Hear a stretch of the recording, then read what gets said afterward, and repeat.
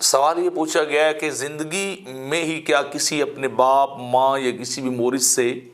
جائیداد اور پراپرٹی کا انسان مطالبہ کر سکتا ہے یا نہیں کر سکتا؟ تو اس کا جواب یہ ہے کہ زندگی میں کسی بھی مورث سے، یعنی اپنی والدہ سے، اپنے باپ سے، دادا سے یا کسی بھی بڑے سے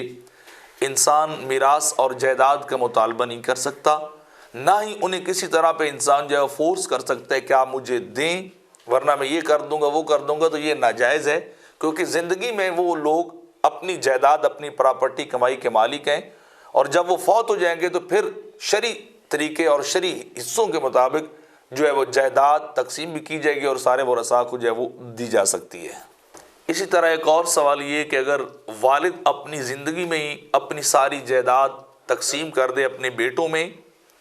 اور بیٹیوں کو کچھ نہ دے، تو کیا ایسا کرنا جائز ہے یا ناجائز ہے؟ تو اس کا جواب یہ ہے کہ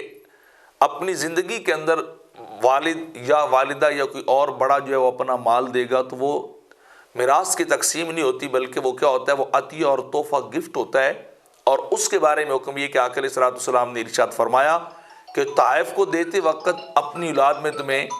برابری کرنی چاہیے، اپنی اولاد کو ایک حساب سے برابر میراث جو ہے وہ دینی چاہیے، کسی کے اندر اضافہ یا کمی نہیں کرنی چاہیے۔ اگر باپ